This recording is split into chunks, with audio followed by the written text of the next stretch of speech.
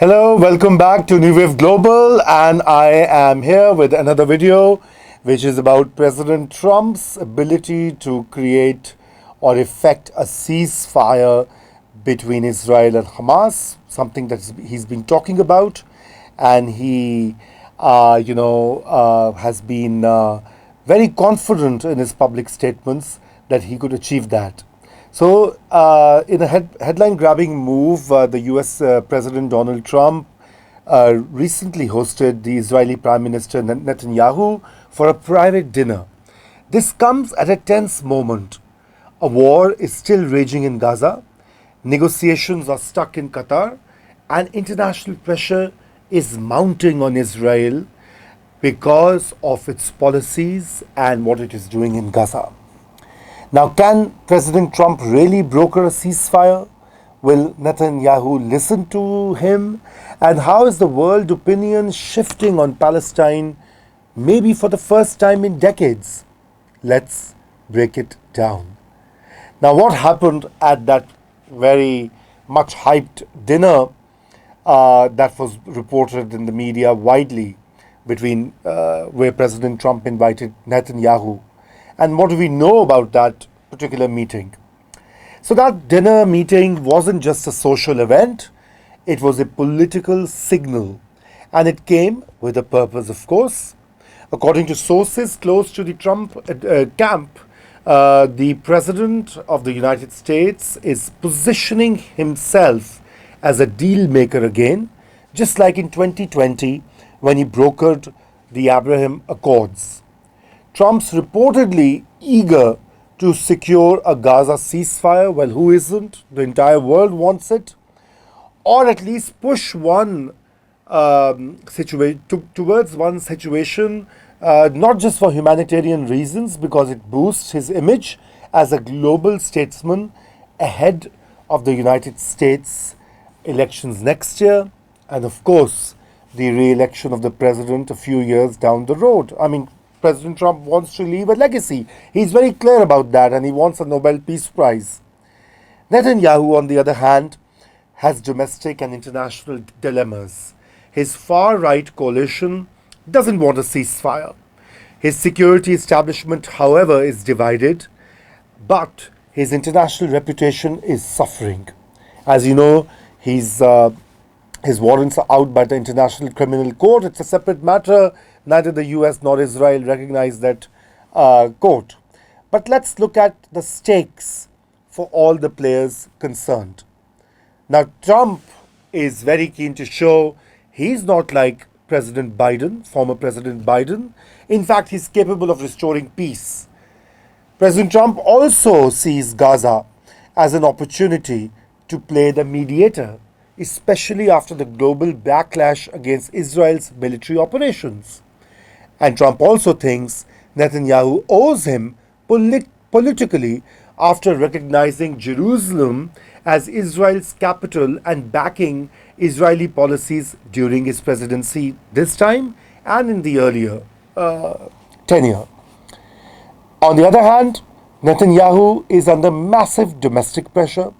Thousands of have protested in Tel Aviv, demanding a deal to bring hostages home. That's a real pressure on him. His coalition partners, especially the far right, oppose any ceasefire that leaves Hamas standing. And Netanyahu is playing for time, as they say, hoping to keep Gaza under pressure while limiting global pressure and criticism. Hamas and Palestinians, on the other hand, and of course they are not the same, we must make that distinction very clear.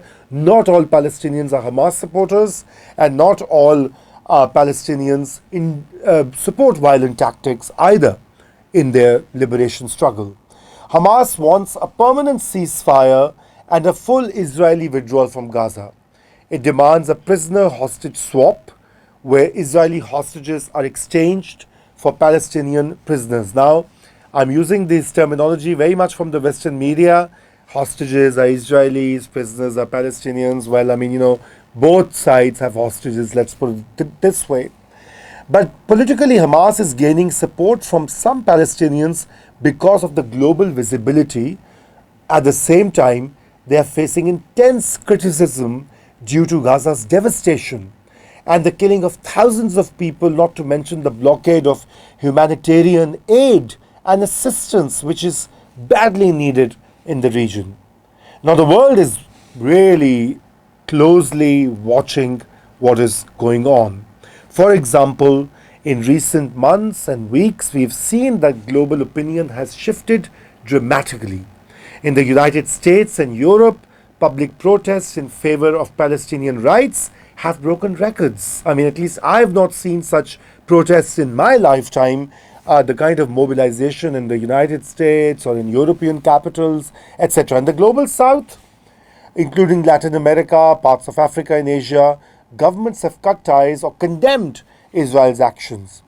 Even traditional allies like France and Canada are calling for a sustainable ceasefire and accountability. These are official positions of the Canadian and French governments. Therefore, Netanyahu is increasingly getting isolated. And Trump sees this as a chance to be the middleman who delivers results just in time for the campaign season. Well, that's next year, but sure enough, it would work. Now, let's also look at the Israel-Iran war. Even there, Trump brokered a ceasefire, though Israel wanted to get deeper into Iran and cause a regime change and completely eradicate the Iranian nuclear program. None of those objectives have been achieved, as the US media have been reporting. So what are the future scenarios? Trump nudges a temporary deal. He uses his personal leverage with Netanyahu to back a Qatari brokered ceasefire with phased exchanges and international monitors. It gives Trump a headline, some global visibility, some boost to his standing, his ego, and his base is going to love it.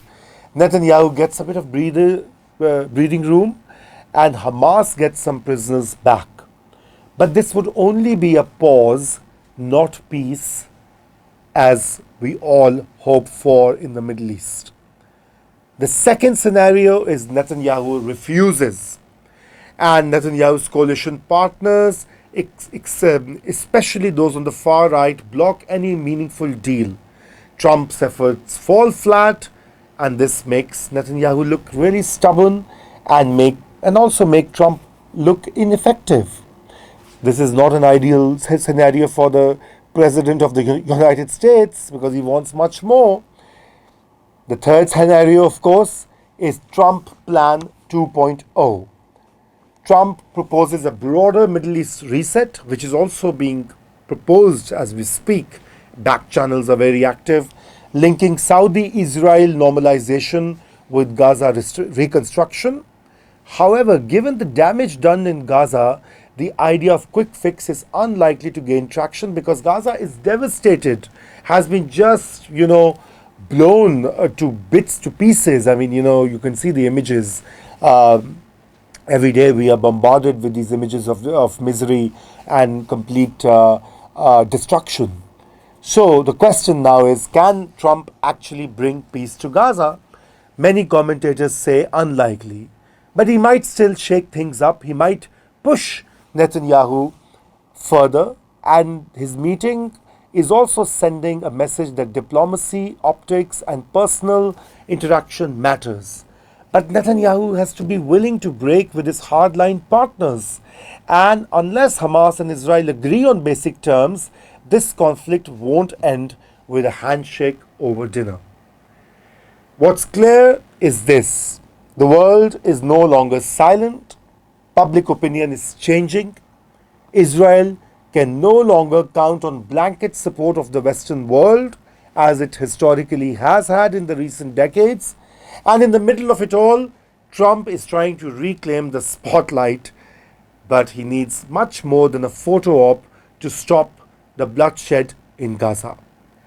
So, very interesting times, but very critical times as well. Let's see where things go. If you like this video, please leave your comment. If you have other views, feel free to disagree. And do subscribe this channel. Like this video, share it if you want to with your friends and colleagues. And I shall be back with another video very soon. Thank you.